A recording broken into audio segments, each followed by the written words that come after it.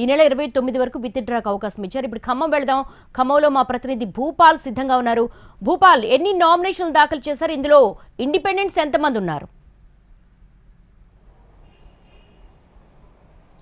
దేవి, ఇప్పటి వరకు అంటే నామినేషన్ల ప్రక్రియ పూర్తయింది. దానికి సంబంధించి ఇంకా పూర్తి సమాచారం రావాల్సి ఉంది. కానీ ఇప్పటి వరకు అయితే 56 సెట్ల నామినేషన్లు దాఖలయ్యాయి. అయితే అందులో 26 మంది ఇండిపెండెంట్ల వరకు ఉన్నారు. అదేవిధంగా 13 అంటే రాజకీయ పార్టీలకు సంబంధించిన వాళ్ళు మొత్తం కూడా తమ నామినేషన్లు దాఖలు చేయడం జరిగింది. చివరి రోజు ఈ రోజు కాంగ్రెస్ పార్టీ అభ్యర్థి అంటే రఘురామరెడ్డి తన నామినేషన్ భారీ హంగామాతో చేయడం జరిగింది. మొత్తం మీద అంటే ఖమ్మం పార్లమెంటుకు సంబంధించి కొంత ఉత్కంఠ భరితమైన వాతావరణం అయితే ఉంది. ఎందుకంటే కాంగ్రెస్ అభ్యర్థి ఎన్నిక సెలక్షన్ అనేది దాదాపుగా ఒక 25 రోజులుగా ఉత్కంఠతో కొనసాగింది. గత రాత్రి రఘురామరెడ్డి అంటే మాజీ ఎంపీ సురేందర్ రెడ్డి కొడుకు, అదేవిధంగా ఇతను మంత్రి పొంగులేటి శ్రీనివాసరెడ్డి వియ్యంకుడుగా ఉన్నాడు. ఇతను నామినేషన్ వేశారు. ఈ నామినేషన్ కార్యక్రమానికి రేణుకా చౌదరి, అదేవిధంగా మంత్రి తుమ్మల నాగేశ్వరరావు కూడా హాజరు కావడం జరిగింది. అయితే బట్టి విక్రమార్క హైదరాబాద్ లో మరో కార్యక్రమం ఉండటం వల్ల హాజరు కాలేకపోయారు.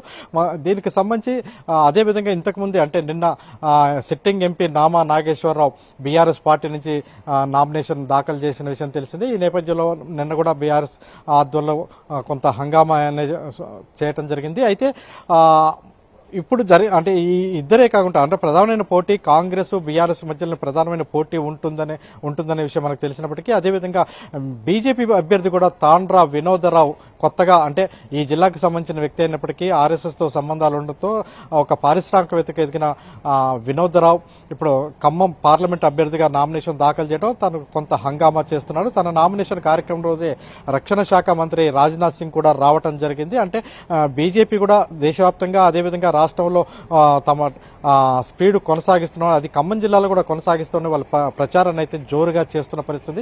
గతంలో కంటే భిన్నంగా బీజేపీ గ్రామాన్ని కూడా ప్రచారం చేస్తుంది. అత్యధిక ఓట్లని సాధించుకుంటామని నమ్మకం బీజేపీ నాయకత్వం ఉంది. మరోవైపున ఇటు కాంగ్రెస్ బీఆర్ఎస్ కూడా అంటే కాంగ్రెస్ సంబంధించి అభ్యర్థి రాత్రే నిర్ణయం కావడంతో రేపటి నుంచి వాళ్ళు ప్రచార కార్యక్రమంలో దూకేందుకు అవకాశం ఉంటుంది. అయితే బీఆర్ఎస్ మాత్రం నామా నాగేశ్వరరావుకి సంబంధించి అంటే మరో ఎంపీ గాయత్రి రవి, అదేవిధంగా ఎమ్మెల్సీ తాతా మధు, మాజీ మంత్రి పువ్వాడ అజయ్ కుమార్ వీళ్ళందరూ ఆధ్వర్యంలో ఇప్పటికే దాదాపుగా నియోజకవర్గాన్ని ఇప్పటికే 2 సార్లు చుట్టేసిన పరిస్థితి ఉంది.